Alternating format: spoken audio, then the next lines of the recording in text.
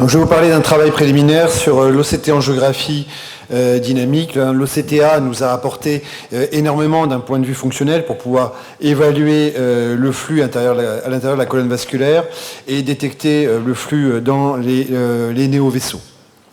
Mais il est important de se rappeler que finalement, on n'a qu'une imagerie statique du flux et qui dépend du temps d'interscan, c'est-à-dire la comparaison entre les B-scans de même localisation. Et ce temps d'interscan doit être variable pour rendre l'OCT-angiographie plus sensible au flux bas.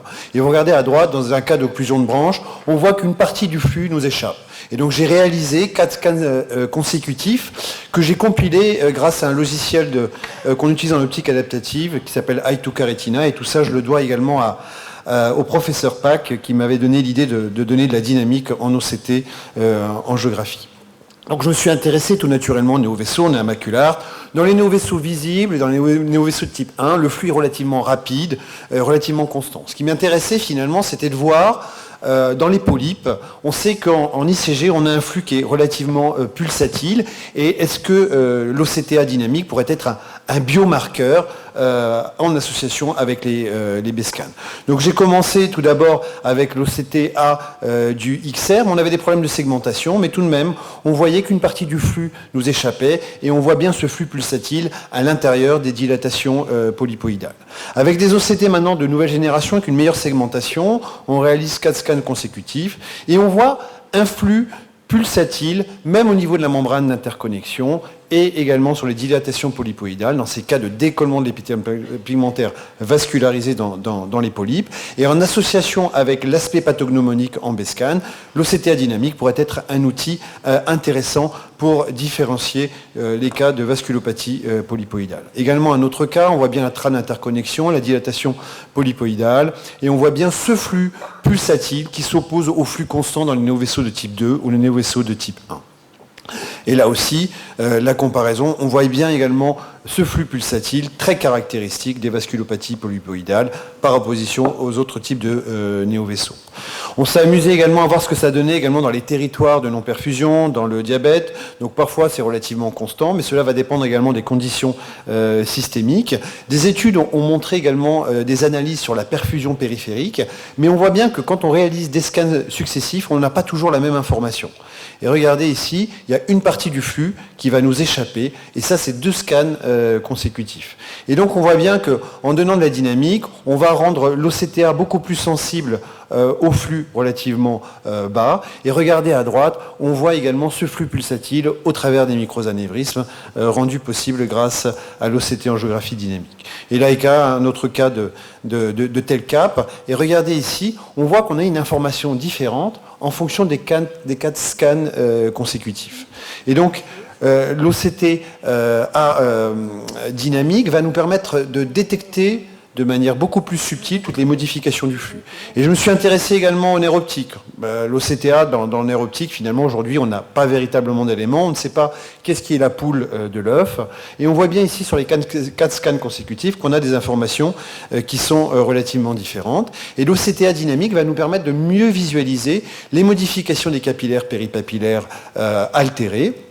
Et on va pouvoir suivre des patients naïfs avec une hypertension intraoculaire sans traitement. Et on voit bien que là, on commence à détecter des modifications des capillaires péripapillaires. Ils s'accentuent et c'est après le déficit fonctionnel qu'on va avoir les modifications de structure. Et donc, tout cela suggère l'hypothèse que dans le glaucome, on aurait une atteinte fonctionnelle avant l'atteinte structurelle.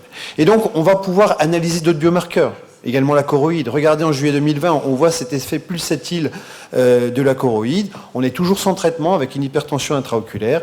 Et on voit ici, à 1 an quasiment de suivi, il n'y a toujours pas de modification structurelle et on a déjà des modifications du flux de la choroïde avec un hyposignal très caractéristique et on le voit très très bien ici en OCTA dynamique. Et regardez un autre cas naïf aussi, l'OCTA dynamique va nous permettre de mieux lire également les OCT, les GCC, ne pas se fier à la base normative, analyser la déviation, l'écart de déviation. Et regardez ici, on a déjà des hyposignals de la choroïde, ce qu'on appelle les microvasculaires dropout.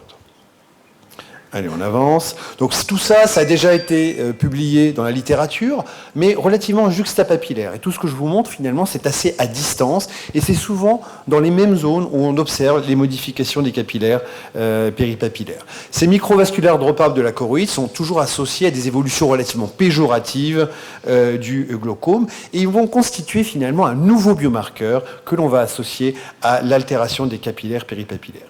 Et donc l'OCTA dynamique va nous permettre justement de mieux détecter de manière subtile les modifications des capillaires péripapillaires, mais également de pouvoir mettre en évidence ces zones de microvasculaires dropables sur la choroïde. Et tout cela suggère effectivement le rôle de la choroïde dans la physiopathologie du glaucome. Et on sait très bien que l'artère ciliaire courbe postérieure va alimenter la vascularisation de la lame criblée et la choriocapillaire autour de la tête du nerf optique. Donc en conclusion, l'OCTA dynamique va nous permettre de détecter les subtiles modifications de perfusion et mettre en évidence des flux beaucoup plus bas. Cette approche va enrichir la sémiologie OCTA et la corrélation avec probablement d'autres pathologies systémiques. Quand on veut faire des études justement avec les cardiologues, le fait d'avoir des éléments dynamiques vont nous permettre peut-être probablement de détecter des modifications beaucoup plus subtiles. Et là aussi, on va avoir un défi technique, c'est-à-dire d'avoir des OCT beaucoup plus rapides pour pouvoir nous permettre cette acquisition simultanée en OCTA dynamique. Et je vous remercie de votre attention. Merci beaucoup, Adil. Merci pour cette très belle présentation. Est-ce que tu peux revenir on a quelques petites questions pour toi. Allô? Adil? Il faut continuer à travailler parce que... C'est ça, c'est pas fini. Parce qu'en fait, on a 1 minute. Super. Comme tu as fini de belle heure, on va te poser quelques questions. Super. Vas-y. Donc, c'était une très très belle présentation, juste comme un petit caveat. Quand il y avait ces modifications au niveau du flux, au niveau des néovaisseaux ou du plexus profond, par exemple dans les pathologies vasculaires, est-ce que la puissance du signal était la même Alors, elle était strictement la même. En fait, j'ai contrôlé la puissance du signal. C'est toujours fait dans un intervalle inférieur à 2 minutes. Et j'ai toujours vérifié également la segmentation. Parce qu'effectivement, si on a des erreurs de segmentation, on va avoir des variations du flux. Et là, avec l'OCTA du Dream OCT, on a une segmentation qui est beaucoup plus reproductible grâce au deep learning. Okay. J'avais une autre question. Est-ce que tu arrives à faire ça en pratique clinique ou pour quelques patients choisis sur le volet? Alors, au début, c'était très difficile parce que ça me prenait vraiment beaucoup de temps quand j'ai commencé sur l'OptoView. Sur le Dream OCT, ça va beaucoup plus vite. Donc je peux éventuellement le faire, mais je suis obligé de le compiler avec un logiciel de recherche qu'on utilise en optique adaptative. Donc ça prend un tout petit peu plus de temps. On essaye de solliciter justement les équipes d'R&D pour travailler sur le sujet, mais on a besoin en fait d'avoir une vitesse d'acquisition qui soit encore plus rapide.